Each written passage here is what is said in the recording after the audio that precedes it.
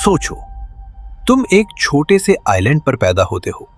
ना royal blood, ना powerful family, ना पैसा।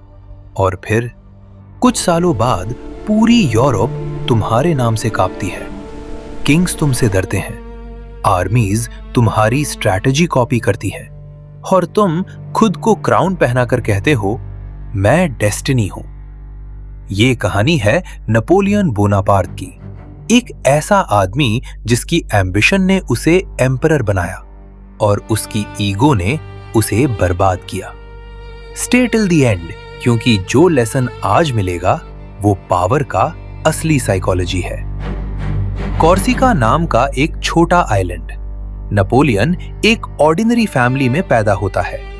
वो फ्रेंच भी प्रॉपर्ली नहीं बोल पाता। स्कूल में उसका मजाक उड़ता है, एक्सेंट पर लोग हंसते हैं। पर एक चीज अलग थी, उसकी आंखों में ऑब्सेशन था। वो दूसरों से अलग था। जब बच्चे खेलते थे, नेपोलियन स्ट्रैटेजी गेम्स खेलता था, वॉर मैप्स पढ़ता था, हिस्ट्री एब्जॉर्ब करता था।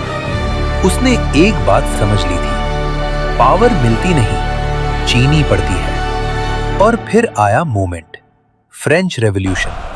सिस्टम टूट रहा था, किंग्स गिर रहे थे, केओस था, और केओस में ही प्रेडेटर्स पैदा होते हैं। नेपोलियन ने अपॉर्चुनिटी स्मेल कर ली। Young artillery officer, but mind grand master. वो बैटलफील्ड को चेस बोर्ड की तरह देखता था।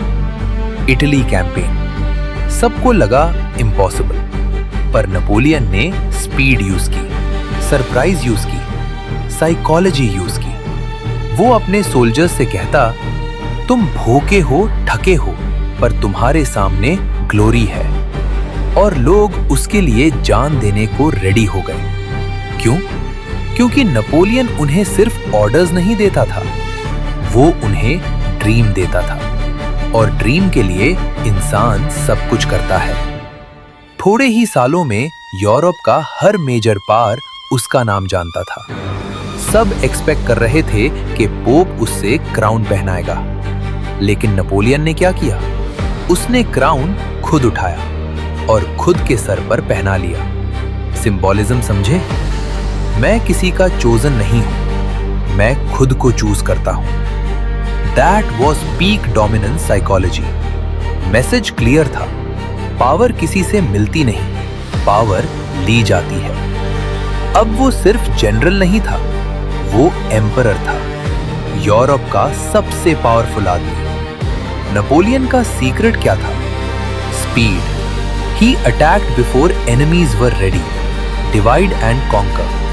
एक एनिमी को आइसोलेट करो, फिर क्रश करो, फिर नेक्स्ट। वो सोल्जर्स के बीच चलता था, उनके नाम याद रखता था, उन्हें फील करवाता था कि वो इंपॉर्टेंट है। Leadership psychology 101। लोग तुम्हारे लिए लड़ेंगे अगर उन्हें लगे तुम उनके लिए हो। और हर विक्ट्री के साथ उसकी ईगो भी ग्रो होती गई। और यही से डाउनफॉल स्टार्ट होता है। रशिया, सब ने मना किया।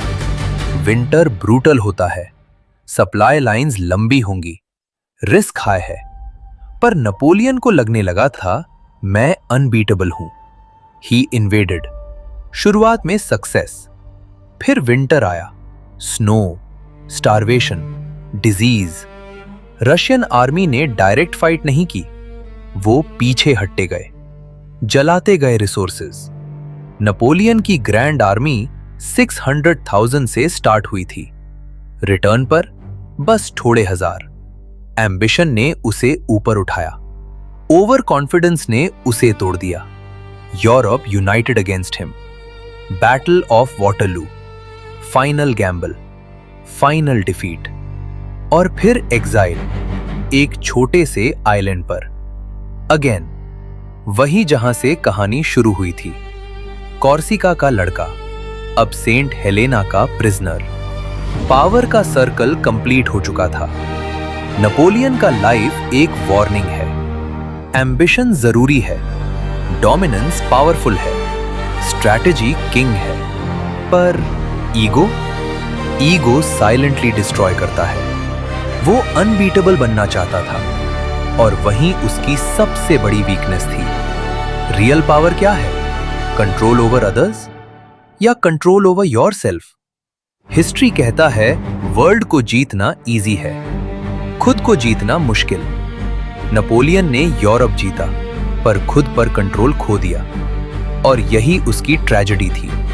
अगर आपको लगता है पावर ही सब कुछ है तो नेपोलियन की कहानी याद रखना, क्योंकि कभी-कभी सबसे पावरफुल आदमी ही अपनी ही एम्बिशन का शिकार बन जाता है। नेक्स्ट एपिसोड में हम एक और ऐसे रूलर की कहानी देखेंगे जिसकी स्ट्रैटेजी ने दुनिया को हिला दिया। सब्सक्राइब करो। हिस्ट्री बोरिंग नहीं है, हिस्ट्री ब्रूटल है।